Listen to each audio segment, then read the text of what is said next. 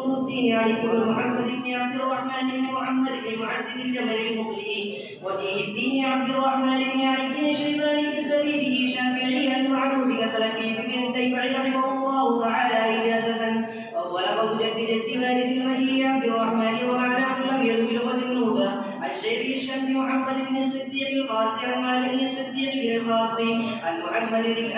المحدث اليمني سيد الطائف بن الحسين اللاذري عن الفقيه المدي عن عبد الضياء عبد الرحمن بن علي بن التيمع الشيباني عن الحافظ شمس الدين محمد بن عبد الرحمن السخاوي قال قرأت على شيخ القراء والمحدثين الحافظ المفيد بن وعبد الظالم بن سلطان بن محمد المستملكي قال أخبرنا المغري وابن الحسن علي بن محمد بن عبد الكريم بقراءته قال أخبرنا المغري وهو عبد الله محمد بن أبي الغنائم أحمد بن إبراهيم القيسي اسم رب مكة عن أبي العباس أحمد بن عبد الله الرقافي قال قرأت على المغري أبي جعفر أحمد بن علي بن يحيى بن عبد الله الحصاري وأبي عبد الله محمد بن أيوب الغافقي وعيم بن نوح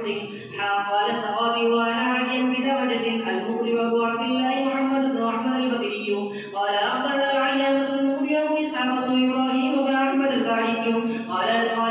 أخبرنا الأستاذ المغري أبو حيان القرناطي وأبو عبد الله محمد بن جعفر القادياشي من لفظه وسماعنا الأول قال الأول أخبرنا الرضي المغري أبو عبد الله محمد بن علي بن يوسف الشاطبي وقال الثاني أخبرنا المغري قاضي ومساه العباس أحمد بن محمد الحسن بن العمار الخزرجي قال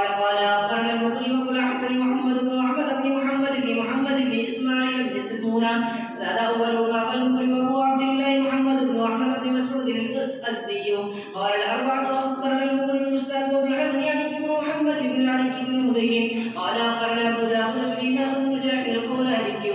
قال السخاوي وأما عاليا بدرجة أخرى أحمد بن عمر بن الحافظ عبد الهادي عن ملك شفاه بصالحة دمشق عن عبد العباس أحمد بن أبي بكر بن العز عن ملك كذلك قال أنبأنا الحافظ المغري الفخر أبو عمرو عثمان بن محمد الثوري المالكي عن الإمام المغري أبي إسحاق بن إبراهيم بن محمد بن وثيق الأندلسي إذ لم يكن سماعا بينه وقرأ عليه القرآن قال أخبرنا المغري مسند الأندلسي أبو عبد الله محمد بن سعيد بن أحمد بن زرقور الأشملي قال أخبرنا المغري أبو عبد الله أحمد بن محمد بن عبد الله القولاني بإذنا قال أخبرنا المغري الحافظ أبو عمرو عثمان بن سعيد بن عثمان الثاني قال ثانيهما إذا قال في تيسيره واختلف هؤلاء في لفظ التكبير فكان معروف يقول الله أكبر لا غيره ودليل على صحة ذلك جميع الأحاديث الواردة بذلك من غير زيادة كما حدثنا أبو الفتح شيخنا بن فارس بن أحمد بن موسى بن عمران الحمصي المقري قال حدثنا أبو الحسن المقري وهو عبد الباقي بن الحسن قال حدثنا أحمد بن صالح بن الخلفي قال حدثنا الحسن بن مخلد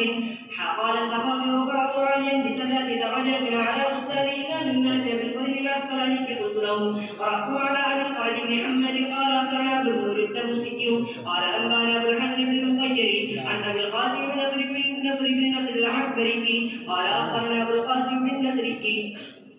قال أخبرنا أبو طاهر الذهبي قال حدثنا يحيى بن محمد بن صالح قال هو أبو مخلد ولد له قال حدثنا البزي وأبو الحسين محمد بن أحمد بن محمد بن عبد الله بن القاسم بن نافع بن أبي مزة